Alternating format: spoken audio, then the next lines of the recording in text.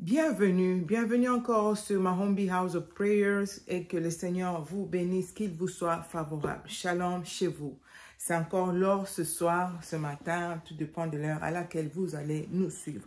Alors ce soir, je vais juste nous partager une parole. La parole de Dieu, c'est le pain. La parole de Dieu, c'est la vie. C'est la parole qui nous sanctifie, qui nous purifie, qui nous montre le chemin, qui nous guide, qui nous oriente. Je vous ai dit dans une de mes vidéos, la parole de Dieu comme un miroir. C'est au travers de sa parole que nous regardons pour savoir où est-ce que ça va, où est-ce que ça ne va pas, qu'est-ce que je dois ranger, qu'est-ce que je dois laisser, qu'est-ce que je dois abandonner. C'est dans sa parole. Sa parole est la clé, sa parole est notre miroir. Alléluia. Alors, nous allons lire très vite au nom du Seigneur Jésus dans Proverbe 5.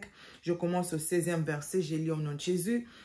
Il y a 6 choses que est l'Éternel et même 7 qu'il a en horreur. Les yeux hautains, la langue menteuse, les mains qui répandent le sang innocent, le cœur qui médite des projets iniques, les pieds qui se hâtent de courir au mal, le faux témoin qui dit des mensonges et celui qui excite des querelles entre frères. Alléluia.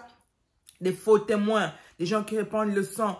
Tu sais, il y a une révélation que le Seigneur m'a faite sur les gens qui répandent le sang. J'ai dit que j'ai promis, je vais faire une vidéo sur le cri du sang. Nous allons nous rendre compte, chacun de nous va se retrouver quelque part. Tu as répandu le sang d'une façon ou d'une autre. Nous pensons toujours que répandre le sang, il faut prendre le couteau, prendre le fusil, fusiller la personne, tuer. Il y a plusieurs façons de répandre le sang. Quand tu répands de mauvaises nouvelles, ça fait tellement mal, ça blesse. La personne pleure, elle a des maux de gastrite, elle fait la vaisselle, meurt. Le sang de cette personne te sera réclamé. Tu as tué quelqu'un, tu peux faire semblant. Les gens ne peuvent ne pas savoir, mais toi, au fond de toi, au-dedans de toi, tu sais que c'est toi la cause. Alors, nous allons retenir ces 7 choses que notre Seigneur a en horreur. Évitez de les faire, évitez de pratiquer ces choses dans nos vies afin que la gloire du Seigneur se manifeste dans nos vies. Évite d'être hypocrite, évite de porter des faux témoignages contre les autres, évite d'avoir l'orgueil, d'être orgueilleux ou orgueilleuse.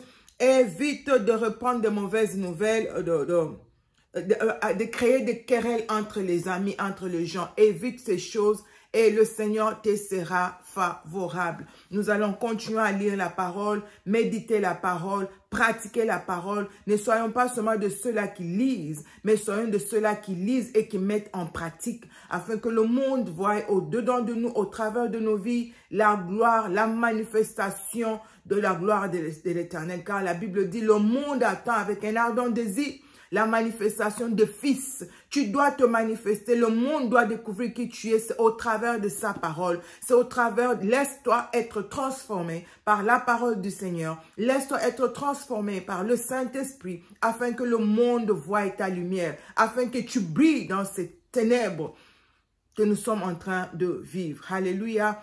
Que le Seigneur vous bénisse. Que le Seigneur vous accorde sa paix, sa grâce et que son shalom demeure dans vos foyers. Que la paix du Seigneur soit sur vous. Shalom chez vous.